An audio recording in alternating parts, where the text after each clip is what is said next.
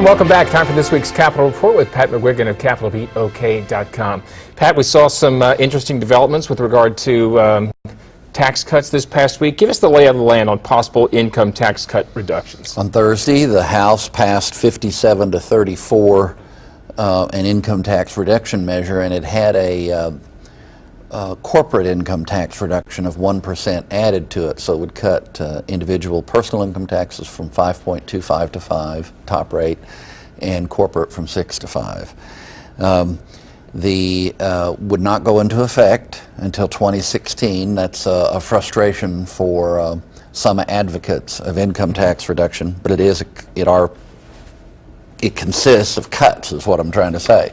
Now then, on the flip side, more problematic for some of the advocates of tax reduction is some trigger requirements. It's going to require, on the House side, would require growth in the income tax revenue sufficient to pay for the tax, which kind of is a prelude to this whole debate about taxes and spending, with the assumption seeming to be, even on the part of some conservatives like Earl Sears, a good man, who was the former chairman of the Appropriations Committee in the House, but this assumption that, government revenue has to grow and government has to get bigger. And that's an assumption. It's not carved in stone. But you've got policy reasons to this, but then there's arguments against because of prudence, a different kind of conservatism, if you will, than the advocates of income tax reduction advance. So, Senator Mazzei, who's a pretty moderate guy actually from Tulsa, he's worried about the competitive disadvantage the state remains at by having a personal income tax when Kansas is coming down steadily and Texas doesn't have an income tax at all. Of course, Dave Bond at OCPA Impact has referred to that as the income tax sandwich, that Oklahoma is in the middle of a region where we have an income tax and our neighbors don't.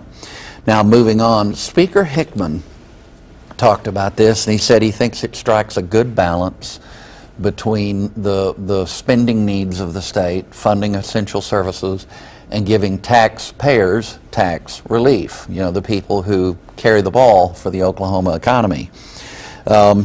Jason Nelson, his ally, now one of his top deputies, said that there's $146 billion in income growth, total personal income growth in the 9 states that have no income tax level over the last 15 years. And that growth is more robust than in the other states.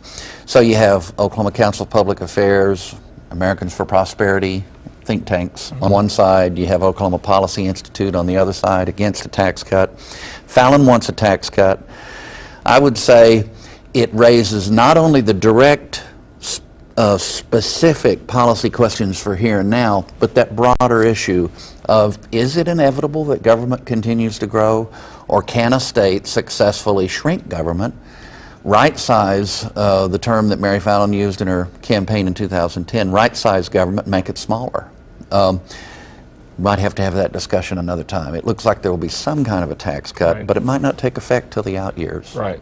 All right. Let's talk about another spending issue, and this is the approval of a plan to use funds from the unclaimed property fund, $40 billion, to help finance the completion of the American Indian Cultural Center and Museum. Yeah, I'm reminded of a great old saying, forgive me, the former editor of the editorial page of the Tulsa World said, we have friends that are for it and friends that are against it, and we always stick by our friends. Right. Well, this is that kind of an issue for Republicans, because there's some against it, some for it. Edward L. Gaylord, years ago, we used to sit and talk at coffee at the Oklahoman about this kind of issue, because he wanted to have an Indian cultural center right across the road from the Cowboy Hall. He thought it was a natural, but he couldn't get, he and his intermediaries couldn't get the tribes together, and the tribes really are still not together on this. The tribes could finance completion of the museum, but they felt it's important for the state to have a stake. Well, the state does have a stake, millions and millions of dollars, and here's another $40 million, $20 million in 2 phases from that fund. It is a state project, though. Yeah, and it would be paid back. $40 million, that $40 million from the state, yes, which would be paid back. That's why this plan has some appeal. It's different than a bond issue. It'd be paid back in lump sums, 20 and 20. And what you've got is, on the opposition side, the focus was so much on the bonding process and on incurring additional debt that this has some appeal. Kyle Loveless has worked real hard on this, senator from Oklahoma City. In the House, intriguingly, the advocate is David Dank, who's a guy that often questions spending. I think that helps its prospects. It also helps if you have Clay Bennett and Larry Nichols carrying the ball for you on the outside. There's people that say it's been too long, it's cost too much, let's cut our losses, and there's others say let's get it done. Kyle Loveless believes that once people see it open, just like the MAPS ballpark, that they'll embrace it, even the critics.